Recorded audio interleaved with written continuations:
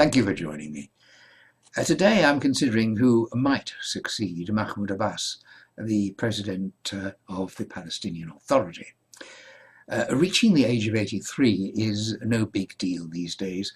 Centenarians abound. But President Mahmoud Abbas is 83 with a long history of health problems. Some 20 years ago, he underwent an operation for prostate cancer. Subsequently, as a heavy smoker, he struggled against a succession of health issues, many connected with his heart. For example, in an emergency heart procedure in 2016, he had stents implanted to counter arterial plaque. On February the 20th, while addressing the UN Security Council, he appeared at times to be struggling for breath. After a series of tests at Johns Hopkins Hospital in Baltimore, a German Palestinian cardiologist was engaged to be available in the presidential compound at Ramallah whenever Abbas was there. Abbas's personal physician also visits the compound on a daily basis. On May the 16th, Abbas was admitted to hospital for what was described as minor surgery on his ear. Some sort of infection followed, and over the next few days he was in and out of hospital several times. On May the 20th, he was readmitted with what was widely reported as severe pneumonia. The Arab newspaper Al-Hayat, published in London, claimed that he'd had a very high temperature and was breathing on a respirator. 8 days later, he was discharged, claiming to be thoroughly fit and ready to resume work immediately. But this latest episode has highlighted a major weakness at the core of the Palestinian body politic, the absence of a clearly nominated successor to the president.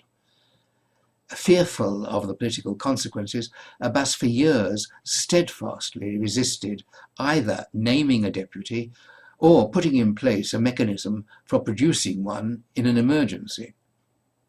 As a result, a galaxy of hopefuls are in orbit, and Abbas's departure will trigger a no-holds-barred rush to fill the vacancy. The people surrounding Abbas are led by General Majid Faraj, head of the intelligence service, and Saeb Erekat, Secretary General of the PLO's steering committee. Erekat, the Palestinians' chief negotiator, although 20 years younger than Abbas, is reliably reported to be suffering from pulmonary fibrosis and in need of a lung transplant. He's therefore scarcely in the running. At least 5 other senior Fatah party members see themselves as potential successors to Abbas. Top of the list is Marwan Barghouti, who is in an Israeli jail serving 5 life sentences for the murder of Israeli citizens.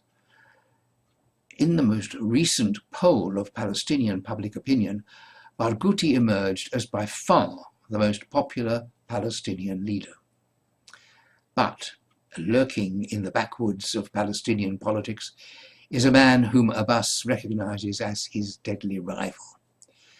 Nearly 30 years younger than Abbas, he has been a thorn in the president's flesh from the moment of his election, continuously criticizing him for weak leadership and corruption, a charge he extends to Abbas's 2 sons. In response, Abbas has had him and his followers expelled from the Fatah party and exiled from the West Bank. This 57-year-old hate figure, hated and feared not only by Abbas, but by all within the Fatah movement with aspirations to succeed the aging president, is Mohammed Youssef Ducklin. In 2010, to a closed meeting of the Fatah Revolutionary Council, Abbas accused Ducklin, along with 2 others, of acting as spies for Israel. He had knowledge, he claimed, of ties between Ducklin and Israeli leaders. He topped a long list of accusations by hinting that Ducklin and his associates, the 3 spies Abbas dubbed them, were involved in the death of Yasser Arafat. Ducklin declared Abbas would never be allowed back in Fatah. In response, Ducklin asserted on his Facebook page that Abbas's speech was, quote, full of lies and deception, unquote, which he proposed one day to disclose. With the recent poll of Palestinian public opinion registering a dissatisfaction rating for Abbas at 63%, and 2/3 of respondents favouring his resignation, reports are circulating that Egypt and the United Arab Emirates are encouraging Ducklin to form a new Palestinian party in order to challenge Abbas now and to run in the next presidential election. However, the Arabic Nabd news agency reported that earlier in 2018, Ducklin had held a referendum in Gaza, Lebanon and Jordan, where many of his supporters reside, to gauge support for a new party, but that it did not produce a clear result. Fatah seems too deeply embedded in the Palestinian consciousness, and Ducklin appreciated that forming a new party could result in his being accused of trying to pull Fatah apart while Abbas attempted to keep it together. Consequently, he is resisting the call, even though Egypt could support Ducklin politically, and the UAE and Saudi Arabia could cover him financially. These, then, are the riders and runners in the grand political Palestinian derby that is in the offing.